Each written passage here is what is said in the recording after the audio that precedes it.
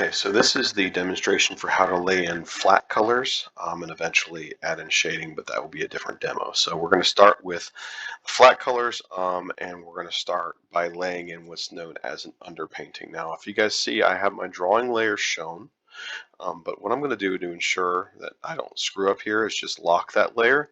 Then I'm going to go to the layer below the drawing layer and create a new layer, and I'm going to call this Undertone. And what this is going to be is it's going to be a base color. It's all one color. It's going to ensure that when we start laying in our flat colors that it sews up any of the gaps between those flats. So for my undertone, I'm actually going to go with a basic and a middle gray. It looks like it's already set on that, so it's good. Yeah. Basic middle gray, and I'm going to select a round brush to kind of lay in my base tones or my undertone. So I'm just going to zoom in and I'm going to start filling.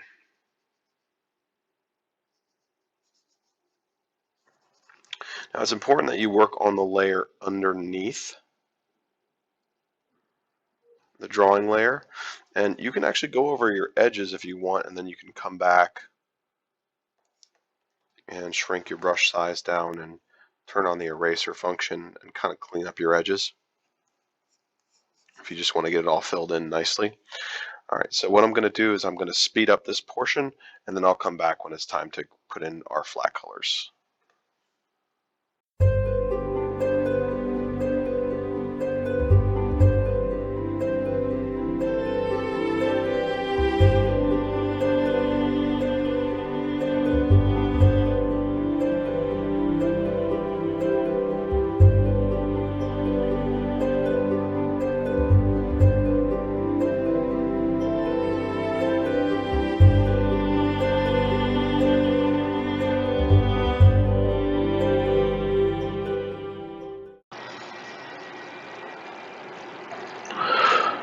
So as you can see, all of my flat colors are laid in. I've also, or not my flat colors, I'm sorry, my undertone is laid in, and now I've got a new layer called flat colors. Now, what that means for y'all is basically you're going to create a new layer on top of your undertone, but underneath your drawing layer, and it's going to be called flats or flat colors. Now, when you are creating this image, you're going to want to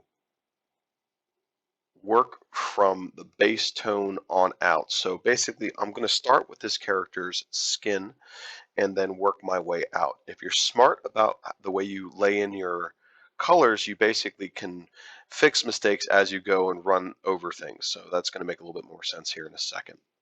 Now, the first thing I've got going on is your boy goofed and he chose a black and white image to make his drawing off of. So I basically had to bring in an extra reference here for skin tone reference, because that is going to help me out tremendously when creating this figure, because it's going to make the skin just more authentic. So I'm actually going to be taking samples from my base and my shadows and my highlights. So I'm going to use this tool here, which is the water dropper. And the water dropper tool will basically allow you to take a sample of an existing color on your palette or on your image. So I would like to get a middle tone of his skin, and I'm just going to take that sample, so that changes my base paintbrush to that skin color. The other reason I encourage a flat color layer that's separate from your shading and your highlight layer is because this will allow you to get back to colors if you need them. It's almost like a working palette. All right, so I'm going to go ahead and hide that. Now I'm going to go back to my flat color layer, and I'm going to go ahead and lock my color tone too, or my undertone. All right, so this process is going to look a lot like what we did with the flat color, only now we're doing it with a color. Now I'm going to go ahead and run over the edges of like his hair and everything, because when I lay in the hair over top of the skin, it's okay to have that overlap. Or the overlap is actually beneficial. So I'm not too worried about the edge of the collar here, because that'll be an easy thing to clean up when I add in the collar. That's why it pays to work from the outside kind of in. Go ahead and lay in his hands.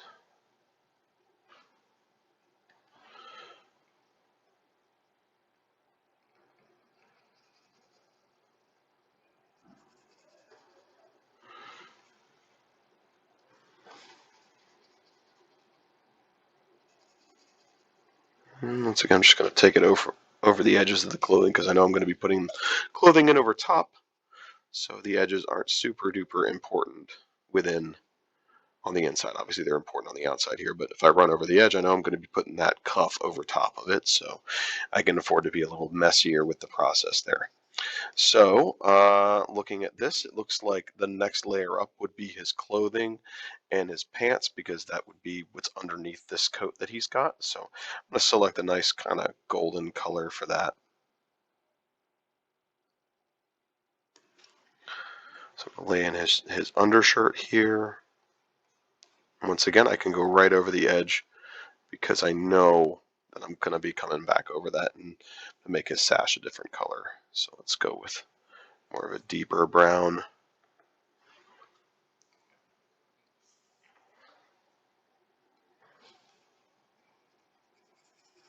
The other thing that working on gray does is it helps to reduce eye strain.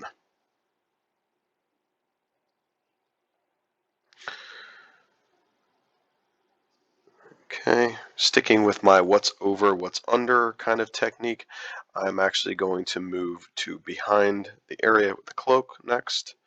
We're actually going to go with more of a blue for the inside of his little cloak, or the inside of his jacket. I know I'm going to be bringing the boot over top because so I don't really have to be super, super careful there. Same thing with the pants. Don't have to be super careful.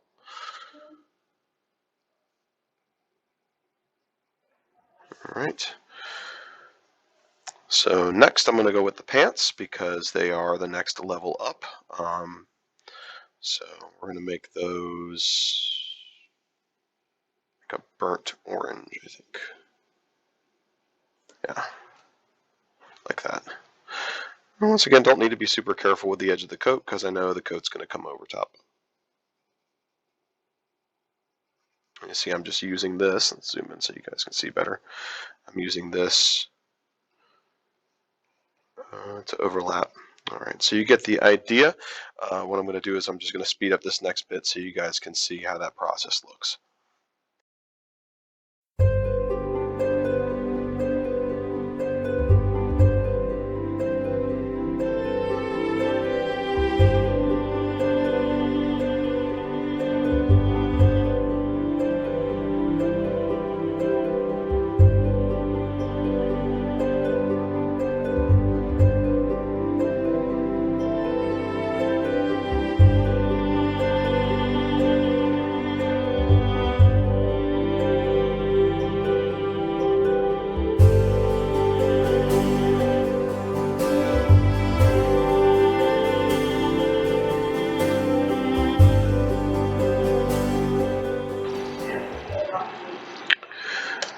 All right, for the final step in the flat color process, we are going to do small details and also the hair.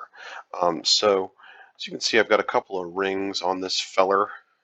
So on the flat color layer still, I'm just going to make them kind of a silvery bronze and just fill that right over top. This would go for any little tiny details you had. You can just go right over your existing color. Um, let's see, taking a look here. For the hair, I'm actually going to create a new flat color layer, and I'm going to call it hair flat. I know, very creative, right?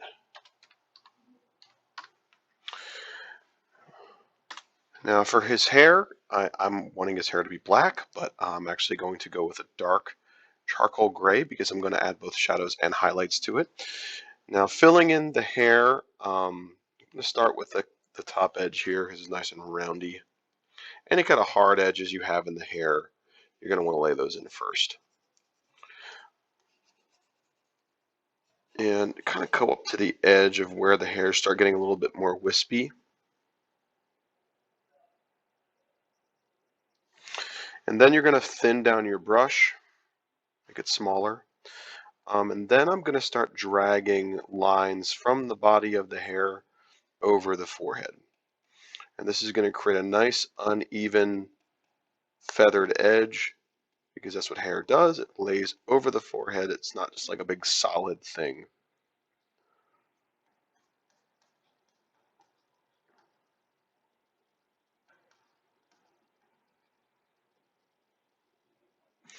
As we get down to the sideburn, I'm actually just going to use a little bit less pressure, let a little bit more of the skin show through.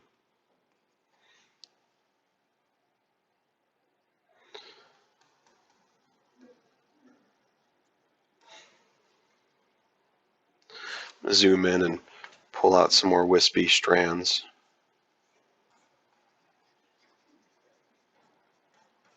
Fill this in a little bit more here.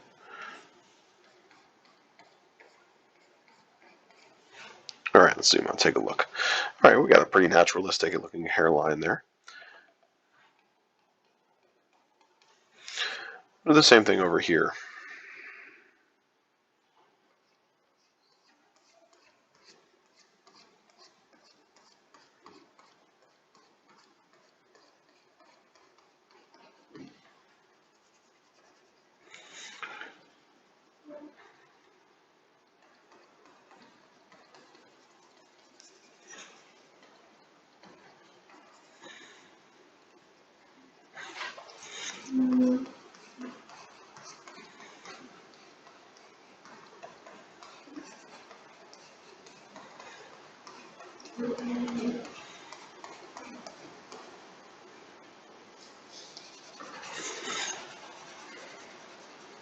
You can kind of go in reverse order of that original instruction too, where you start out with the wisps and then kind of work your way up to the solid area. It looks pretty good. And when you're writing your hair shadows, as I'll tackle a little bit later, that's where your facial hair and your eyebrows and things are going to live.